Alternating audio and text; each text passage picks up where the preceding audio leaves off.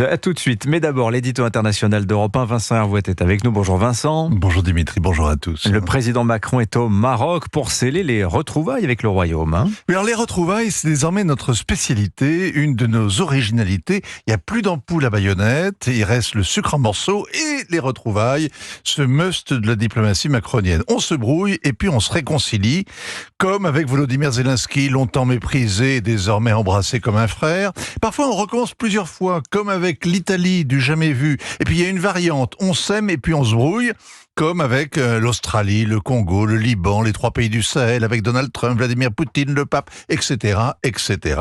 Avec le Maroc, l'amitié remonte à François Ier. La querelle a 10 ans. Elle a commencé avec des embrouilles entre services de renseignement. Elle s'est nourrie d'un bel aveuglement stratégique. Alors, il y a 10 ans, c'était sous François Hollande. Oui, comme Nicolas Sarkozy avait une relation privilégiée avec la famille royale, François Hollande a tenté de faire le contraire, c'est-à-dire d'en faire autant, mais avec l'Algérie, le voisin, le rival, pour ne pas dire l'ennemi. Il avait fait son stage ENA à l'ambassade à Alger.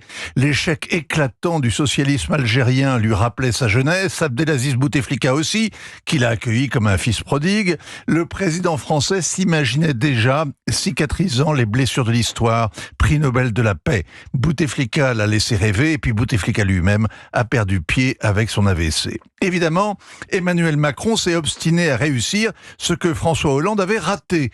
Avant de se résigner à l'évidence, la haine anti-française, c'est le ciment du régime algérien, comme le ressentiment à l'égard du cousin marocain. Proclamer que la France a commis un crime contre l'humanité en Algérie, c'était énorme, mais ça ne suffisait pas. Il faudrait expier, se prosterner, payer tout de suite, et beaucoup, et ce ne sera jamais assez. Fin de la bromance donc, avec le général Tebboune, qui a encore annulé sa visite officielle le mois dernier à Paris, car entre-temps, il y a eu la révélation marocaine. Ah oui, la reconnaissance de la marocanité du Sahara occidental. C'est la cause sacrée des Marocains depuis 50 ans, 49 ans exactement. Leur ligne rouge, la priorité stratégique. Donald Trump a reconnu que ces arpents de désert étaient depuis des siècles sous l'autorité du sultan. En échange, le Maroc a noué des relations diplomatiques avec Israël. L'Amérique s'étant ralliée, les Marocains attendaient que les Européens en fassent autant. En vain. Alors ils ont choisi la méthode brutale, comme Trump. L'Espagne, l'autre ancienne puissance coloniale, s'est laissée convaincre après avoir vu une marée humaine déferler sur son enclave de Ceuta. La France a mis 4 ans à en faire autant. Alors Emmanuel Macron est d'ailleurs très bien accueilli. Il est arrivé en grand équipage, toute une cour avec les principaux ministres, plus d'une centaine d'invités. Au pied de la passerelle, le roi l'attendait juste avec sa famille et sa canne. Il a une sciatique, il a supporté stoïque le lourd protocole pendant 3 quarts d'heure avant de monter dans la vieille Mercedes de cérémonie léguée comme tout le royaume par son père. Cela suffit à démontrer sa bonne volonté. Les Marocains compatissent. Place maintenant au contrat pour rattraper le temps perdu et le terrain gagné par les Israéliens, les Espagnols, etc.